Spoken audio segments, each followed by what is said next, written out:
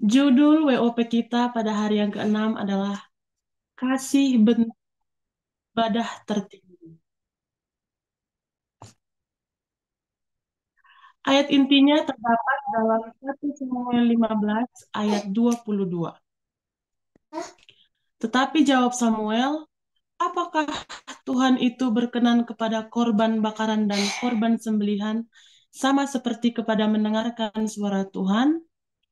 Sesungguhnya mendengarkan lebih baik daripada korban sembelihan, memperhatikan lebih baik daripada lemak domba-domba jantan. Baik, pelajaran kita pada malam hari ini adalah kalau kita baca di dalam 1 Samuel 15 itu, kita baca khusus di perikop 5, di perikopnya di pasal 15 itu berjudul Tuhan Saul ditolak sebagai raja. Nah, pada perjanjian lama Samuel diurapi oleh Tuhan untuk eh, Samuel ya diutus Tuhan untuk mengurapi Raja Saul menjadi raja orang Israel. Setelah Saul diurapi dan dia menjadi seorang raja, Tuhan berfirman kepada Saul agar Saul pergi membalaskan dendam atas perbuatan orang orang Amalek terhadap orang Israel. Dendam apa yang dimaksud di sini? Yaitu adalah ketika bangsa Israel ingin keluar dari tanah Mesir, orang Amalek ini orang Amalek inilah yang salah satunya menghalang-halangi bangsa Israel untuk bisa keluar dari tanah Mesir pada saat zaman perjanjian lama. Oleh sebab itu, Tuhan ingin membalas perbuatan orang Amalek ini dengan ber, berfirman atau memerintahkan Raja Saul untuk memimpin orang Israel melawan orang Amalek. Lalu Saul udah menyiapkan 200.000 orang pasukan pejalan kaki dan 10.000 orang Yehuda. Nah, pada saat peperangan ini terjadi, Tuhan kan berfirman kepada Saul untuk menumpaskan semua orang Amalek tanpa tersisa satupun. Bahkan hewan-hewan ternaknya juga. Baik laki-laki, perempuan, anak-anak, orang tua, orang muda, bahkan sapi, domba, keledai, dan bahkan kudanya di sini dikatakan di 1 Samuel 15 harus ditumpaskan atau dibinasakan atau dilenyapkan. Tetapi apa yang terjadi? Setibanya di tanah di dekat lembah orang Amalek katanya, Raja Saul ini memerintahkan bahwa dia berkata kepada orang Keni, katanya, "Eh, keluarlah dari tengah-tengah orang Amalek supaya kami tidak menumpaskan kamu juga." Oleh sebab di sini dikatakan di ayat 6, karena orang Keni ini adalah salah satu orang yang sudah membuat persahabatan antara orang Keni dan orang Israel. Sehingga dengan demikian, dengan adanya ikatan persahabatan itu, Saul tidak ikut menumpaskan orang Keni. Sehingga atas perintah Raja Saul, orang Keni keluar dari kerumunan orang Amalek, sehingga pada saat nanti mau dibinasakan mereka tidak ada yang binasa. Nah, sebelum sebelum Raja Saul dan orang-orang Israel yang sudah siap ingin membunuh orang-orang Amalek ini,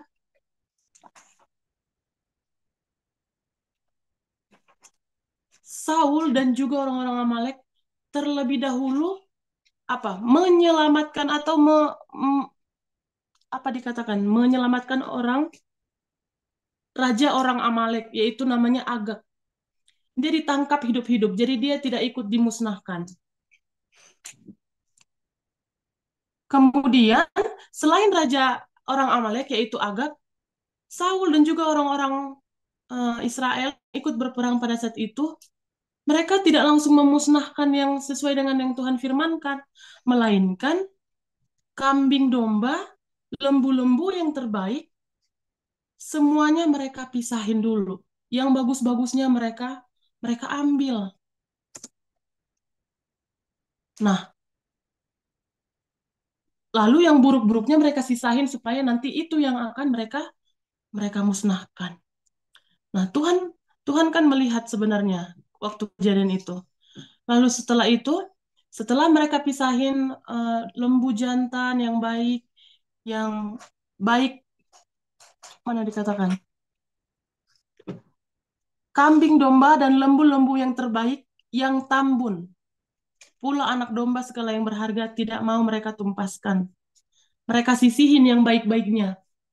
Jadi dengan kata lain, mereka tidak melakukan seperti yang Tuhan katakan, melainkan mereka membuat sesuatu hal sesuai dengan pemikiran mereka sendiri. Setelah itu terjadi, Tuhan melihat, lalu Tuhan berfirman kepada Samuel. Tuhan berfirman kepada Samuel, katanya ke Samuel, bahwa Tuhan telah menyesal menjadikan Saul sebagai raja orang Israel. Nah, mendengar hal itu, Samuel juga sakit hati. Kenapa Saul yang adalah raja yang sudah diurapi oleh Tuhan melalui Samuel, dia tidak mau mendengarkan akan Tuhan. Nah, ada 3 hal yang Tuhan tidak sukai dari Raja Saul ini. Kalau kita lihat slide-nya yang pertama itu apa? Berbalik. Berbalik artinya Tuhan suruh A, dia buat B. Contohnya kalau kita mau ikutin ke-10 firman, Tuhan bilang jangan membunuh, dia udah dengar jelas-jelas Tuhan bilang jangan membunuh, nah dia jangan membunuh. Contohnya seperti itu. Tuhan menyuruh untuk menumpaskan semuanya tanpa tersisa satupun, tetapi yang Saul lakukan adalah sebaliknya. Dia membuat satu hal yang sesuai dengan pemikirannya, bukan sesuai dengan yang Tuhan firmankan. Yang tidak melaksanakannya. Sama juga halnya. Tuhan bilang tanpa tersisa, mau orang tua, orang muda, anak-anak, hewan, semuanya harus dibinasakan. Tetapi Saul tidak melakukannya. Kemudian yang ketiga, tidak mendengar. Dari awal pembicaraan, Saul sebenarnya tahu, tapi dia tidak mendengar. Apa hal yang membuat Saul tidak melakukan seperti yang Tuhan firmankan? Kalau kita baca di perikop ini, katanya Saul katanya dia begini, tetapi aku takut kepada rakyat, karena itu aku mengabulkan permintaan mereka. Jadi Saul seperti membuat sebuah alasan. Katanya apa? Dia takut sama rakyat yang ikut bersama-sama dengan dia yang berperang melawan orang Amalek itu. Padahal jelas-jelas Saul lah yang sebagai raja di situ. Harusnya kalau Saul katakan A, pasti orang-orang di situ ikut. Tetapi karena Saul tidak tegas atas perintah Tuhan juga, sehingga orang-orang yang berperang pada saat itu, mereka juga berbalik, tidak melaksanakan dan juga tidak mendengar. Kita baca di ayat 17 dikatakan di sini. Setelah setelah Saul melakukan ini, tidak melakukan hal yang Tuhan firmankan, Samuel datang apa? Menjumpai Saul. Samuel bilang apa? Tuhan sedih. Tuhan menyesal kenapa sudah memilih engkau menjadi raja. Kenapa kamu tidak mendengarkan perintah Tuhan? Di ayat 17 dikatakan, bukankah engkau, walaupun engkau kecil, dan pada pemandanganmu sendiri, telah menjadi kepala atas suku-suku Israel, Dan bukankah Tuhan telah mengurapi engkau menjadi raja atas Israel? Artinya adalah Saul sebagai pemimpin pada saat itu harusnya dia bisa bisa jadi contoh. Seandainya waktu pada saat itu pada zaman perjanjian lama, Saul sendiri tegas dalam mengikuti apa yang Tuhan katakan, pasti bangsa-bangsa yang ikut dengan dia berperang itu juga akan ikut.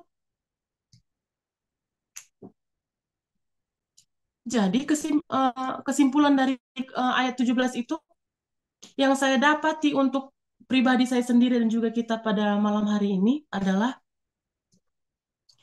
kita walaupun kita merasa diri kita sendiri ini tidak ada apa-apanya, kecil, dikatakan di sini kecil melalui pada pandanganmu sendiri, tetapi harusnya kita sendirilah yang harusnya menjadi contoh, bisa menjadi contoh untuk orang-orang di sekitar kita. Sehingga melalui kejadian ini yang diceritakan di Samuel pasal 15 ini, Tuhan menyesal menjadikan Raja Saul sebagai raja. Pelajaran di 1 Samuel 15 ini yang kita boleh dapatkan adalah dua hal yang ditekankan dalam kitab Samuel. Yang Tuhan ingin Raja Saul lakukan dan yang Tuhan juga ingin kita lakukan pada malam hari ini. Yaitu adalah satu, mendengar, dua, memperhatikan. Mendengar apa? Mendengar akan perintah Tuhan. Kemudian memperhatikan apa? Memperhatikan perintah Tuhan juga. Kalau kita sudah tahu mana yang baik, yang Tuhan ingin kita lakukan, mari kita dengarkan dan mari kita perhatikan, serta mari kita lakukan. Dikatakan di sepanjang perjanjian lama, pengorbanan merupakan simbol ibadah dan pengabdian kepada Tuhan.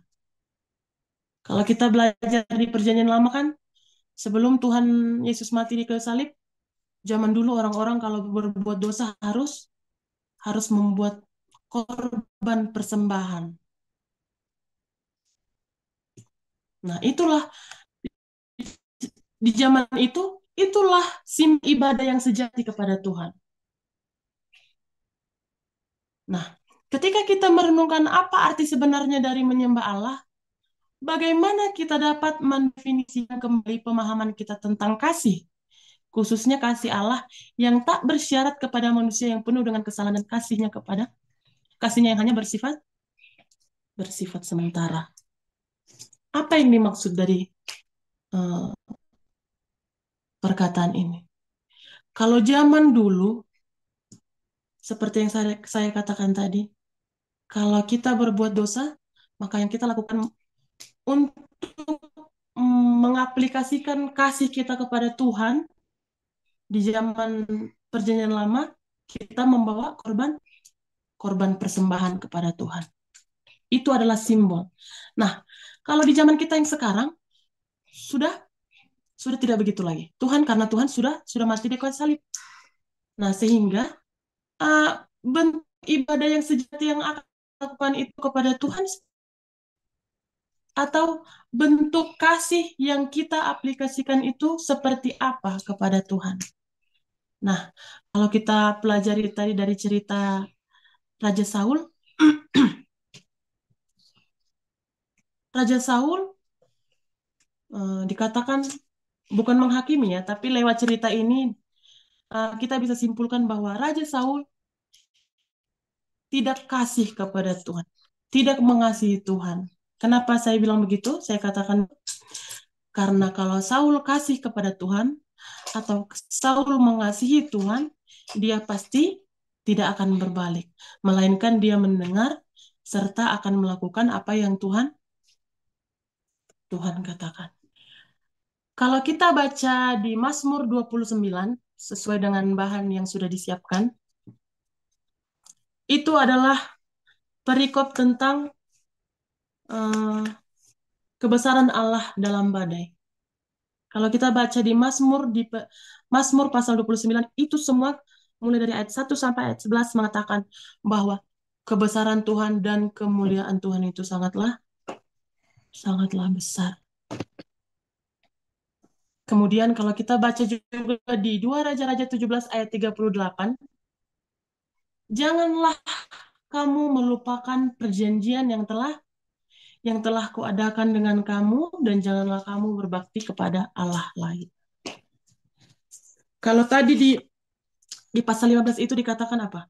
Aku menyisihkan domba-domba yang terbaik ini untuk kupersembahkan kepadamu Tuhan, katanya. Kata Raja Saul dan juga orang-orang Israel yang ikut pada saat itu. Mereka udah tidak mendengarkan Tuhan, tidak menuruti Tuhan, masih membuat alasan kalau domba-domba yang mereka pilih itu adalah untuk dipersembahkan ke Tuhan. Padahal Tuhan tidak menyuruh untuk melakukan hal-hal itu. Sama halnya seperti ini, jadi saling tuduh-menuduh. Sama halnya seperti waktu Hawa, Adam dan Hawa memakan buah pohon pengetahuan itu. Tuhan bertanya kepada Adam, Adam bilang, si Hawa Tuhan yang memberikannya. Tuhan tanya Hawa, si ular itu Tuhan.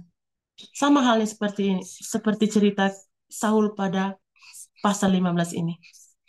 Selain katanya dia takut kepada bangsa Israel, dia juga dia sisihin lembu, domba, sapi yang baik-baik dan tambun katanya, lembu terbaik.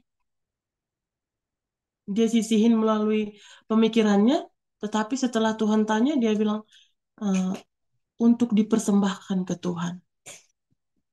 Nah, pelajaran yang kita dapat, Tuhan tidak menginginkan itu.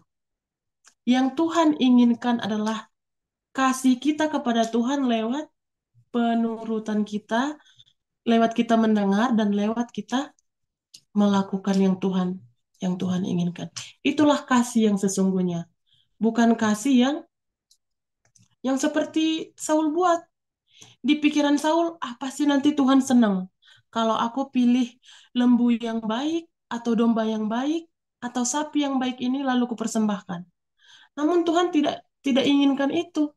Yang Tuhan inginkan adalah kasih Tuhan kasih kita kepada Tuhan atau kasih Saul kepada Tuhan. Nah, kalau kita baca di tulisan yang berwarna merah, ibadah yang sejati bukanlah sarana pemujaan yang mencari keuntungan sendiri. Jadi lewat cerita dari pelajaran Alkitab kita, bisa kita dapatkan bahwa Saul dan juga orang Israel yang memilih hewan-hewan terbaik sebelum ditumpaskannya orang Amalek itu adalah untuk mencari keuntungan diri mereka sendiri. Ada motif lain yang tersirat di dalam kejadian itu, yang kita tidak tahu apa yang mereka pikirkan pada saat itu. Tetapi untuk berdalih, mereka bilang nanti persembahkan untuk Tuhan. Hal sebenarnya uh, udah niat yang tidak baik. Bukan lagi mendengarkan Tuhan, tetapi bukan lagi kasih kepada Tuhan, tetapi mencari keuntungan diri sendiri. Bayangkan kalau zaman uh, sekarang lagi perang di Palestina dan di mana di Israel sana, ada orang-orang yang niat nolong di sana tapi sambil ngambil barang-barang berharga di sana. Padahal orang lagi sementara kesusahan. Itu bukan lagi menolong namanya, tapi ada maunya. Nah, itulah yang terjadi pada pelajaran kita pada saat ini. Ibadah yang alkitabiah berpusat pada Kristus yang memiliki objek kasih sayang, yaitu kemuliaan Kristus. Eh, nggak apa-apa saya sebut namanya ya. Jadi sembari bercerita-cerita ini mungkin udah berapa lama ya? Kurang lebih, pokoknya dalam tahun inilah pernah ngobrol-ngobrol waktu di rumah Om Darius. Terus Om pernah, saya dengar dengar persis kata-kata Om bilang gini, kita kalau melayani di gereja itu harus setulus hati katanya. Jangan karena, contohnya jangan karena pengen dipuji orang, pengen dilihat orang hebat, pengen ini, pengen itu. Jadi tujuannya bukan lagi, tujuan utamanya bukan lagi kepada Kristus, tetapi kepada diri sendiri. Nah, itu sama halnya seperti pelajaran kita pada saat ini. Yang mengingatkan saya pribadi, yang mengingatkan saya secara pribadi dan juga kita yang hadir pada malam ini bahwa kasih kita kepada Tuhan itu janganlah karena mencari keuntungan diri sendiri. Marilah kita kasih kasih yang sesungguhnya. Kasih kemuliaan adalah milik Allah, demikian juga perjanjian yang kekal yang Dia miliki dengan kita. Kasih dalam hal ini memanggil kita untuk menyembah Allah dalam roh dan kebenaran, untuk memberikannya apa yang menjadi haknya. Tidak ada yang Tuhan minta dari kita, tidak ada yang lebih selain daripada memberikan hak yang menjadi hak Tuhan. Apa itu hak Tuhan? Kita mengasihi Tuhan karena Tuhan terlebih dahulu mengasihi kita.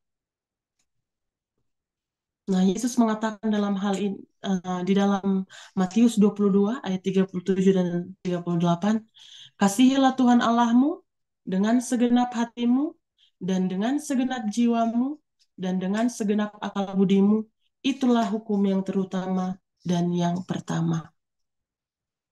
Jadi, tidak ada yang susah sebenarnya dari uh, dari apa yang Tuhan inginkan kita lakukan dalam malam hari ini, yaitu mengasihi dengan tulus. Kasih kepada Tuhan itu seperti judulnya tadi di atas, ayat mana? Apakah Tuhan itu berkenan kepada korban bakaran dan sembelihan? Sesungguhnya mendengar lebih baik daripada korban sembelihan, memperhatikan lebih baik daripada lemak domba-domba jantan. Jadi pelajaran kita pada malam hari ini mengingatkan saya dan juga saudara-saudara yang hadir pada malam hari ini bahwa kalau kita kasih kepada, kalau kita mengasihi Tuhan, yaitu kita mau mendengarkan perkataan Tuhan dan juga melaksanakan serta memperhatikan. Dan janganlah kita seperti Saul yang sudah jelas-jelas tahu apa yang Tuhan firmankan, tetapi kita malah berbalik, tidak melaksanakan dan tidak mendengarkannya. Demikianlah firman Tuhan pada malam hari ini. Biarlah lewat pelajaran ini kita semakin hari boleh semakin dekat Tuhan. Tuhan Yesus memberkati. Amin.